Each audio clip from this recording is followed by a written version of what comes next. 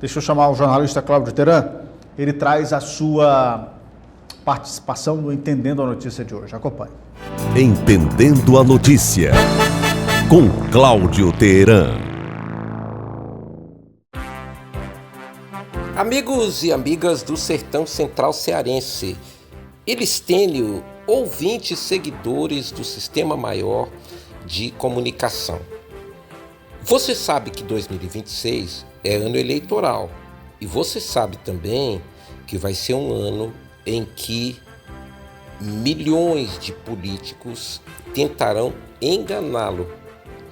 Nós vamos ver o surgimento do dobro, do triplo de embusteiros que já existem hoje na política. Nós vamos, na hora de escolher os candidatos em quem votar, medir quem vai pedir reeleição. Porque olha o nível do Congresso Nacional. Olha o baixíssimo nível do Congresso Nacional. Reeleger certas figuras que nós vimos atuando nos últimos 4 anos é coisa que o eleitor consciente não deveria fazer. Mas como ter consciência num país tão dividido e tão difícil quanto o Brasil? E quando eu falo em divisão, não é polarização ideológica, não. Quem dera fosse isso. Nós estamos divididos hoje entre verdade e mentira. E isso talvez seja um dos desafios maiores para quem é eleitor, ou seja, o senhor, a senhora, eu, os nossos ouvintes de maneira geral. Por quê? Entre as coisas que nós vamos ter que levar em conta para escolher candidato ano que vem é o preparo e o despreparo.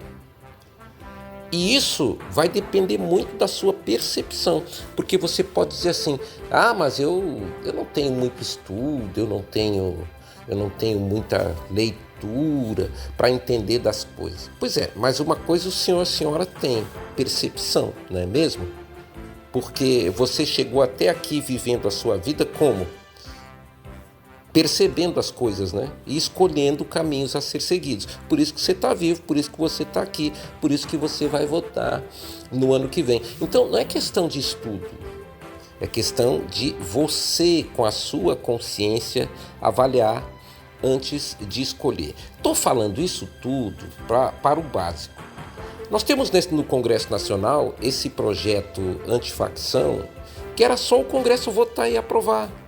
Porque o projeto, que é um projeto de lei, ele veio do governo, liderado pelo ministro Ricardo Lewandowski, que é um jurista de alta qualidade, que é indiscutível a capacidade técnica. E ele ouviu especialistas de todos os matizes para formar esse projeto.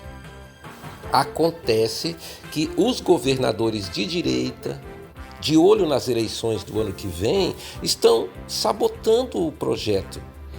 Ou seja, eles querem piorar um projeto que não tem defeito. É só aprovar do jeito que está. Nós temos vivido nos últimos anos na política, nos últimos 6 anos, e eu coloco praticamente 8 anos, né, de 2018 para cá, nós temos vivido um tempo de tentativas reiteradas de sabotagem na política, de interferência indevida, onde os governantes e os políticos não devem intervir, da falta de responsabilidade dos políticos.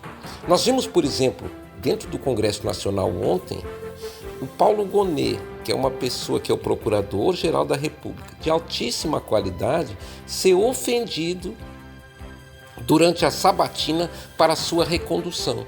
Ele estava sendo inquirido por pessoas suspeitas e envolvidas em crimes, em denúncias de crimes, em crimes que só não estão sendo apurados porque essas pessoas têm imunidade parlamentar. E aí essas pessoas com mandato se acham no direito de ofender o Procurador-Geral da República, que cumpre o que está previsto em lei para o exercício da sua função. Nós temos um Congresso Nacional brasileiro que mantém 2 deputados que já desonraram o mandato de todo jeito. Um é esse Eduardo Bolsonaro, que está lá nos Estados Unidos traindo o seu país. Esse cara já era para ter sido cassado pelo Congresso. Nós estamos vendo a foragida e presa na Itália, condenada 2 vezes no Brasil, Carla Zambelli, manter um mandato que não tem condições dela exercer, nem condições éticas nem morais. E o Congresso não caça o mandato dela. Nós estamos vendo o projeto PL antifacção ser relatado por um incapaz como Derrite. Esse Guilherme Derrite, lá em São Paulo, é uma pessoa que não entende nada de segurança pública. Ele só entende de tentar enganar as pessoas. Mais ou menos como fazem aquelas figuras que você conhece bem, que foram da polícia, que foram do exército, que foram da delegacia, e aí ficam usando a pecha de inspetor, de delegado, sargento, general, capitão, para enganá-lo, porque essas pessoas não têm projeto nenhum. Para não ser injusto com quem está hoje nos mandatos, vamos voltar só um pouquinho ao passado, para a gente falar um pouco mais de despreparo. Quem se lembra de Moroni Bing Torgan? Hoje é uma figura que está desaparecida, porque ele se mudou do Brasil, inclusive. Ele vive em Portugal e pretende terminar os dias dele por lá. Moroni conseguiu ser vice-governador do Ceará, conseguiu ser candidato ao Senado pelo Ceará e quase foi eleito. E Moroni foi, por 8 longos anos, vice-prefeito de uma das maiores cidades do país, Fortaleza, a capital de todos os cearenses. Baseado em que ou no que? No embuste, porque o Moroni era tido e havido como xerifão. Lembram daquela campanha que ele dizia que tinha uma 12 na mão e uma 45 na outra? Para justificar o apoio que na época ele tinha do PSDB e do PDT, que eram os partidos 45 e 12, e ele dizia que tinha uma 45 na mão e uma 12 na outra. Moroni só lembrava de dar tiro quando tinha campanha eleitoral. Só falava com valentia e braveza na propaganda política. Mas quantos aquilo convenceu?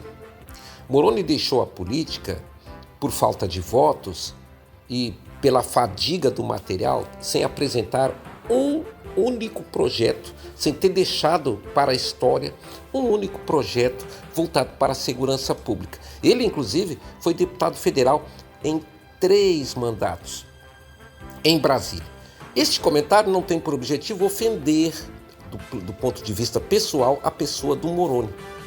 Nada pessoal contra ele. É apenas para colocar que ele reinou na política com uma enganação, a falácia da segurança pública, que é a mesma encetada pelo governador Cláudio Castro, lá no Rio de Janeiro, que só quer ser eleito senador da República para ver se escapa dos crimes que podem levá-lo à cassação de seu mandato. Guilherme Derrite é do mesmo jeito. Ou será candidato lá em São Paulo a governador, no lugar do Tarcísio, caso o Tarcísio seja candidato a presidente, ou também está chulhando uma vaga no Senado Federal por São Paulo. E o Senado, você sabe bem, né? É aquela eleição que você elege agora e o sujeito vai ficar 8 longos anos na função. Além de tudo que você vai aguentar na campanha do ano que vem, não se esqueça, há despreparados e irresponsáveis com mandatos no poder, tentando piorar as coisas no país. Boa parte deles vai pedir a reeleição.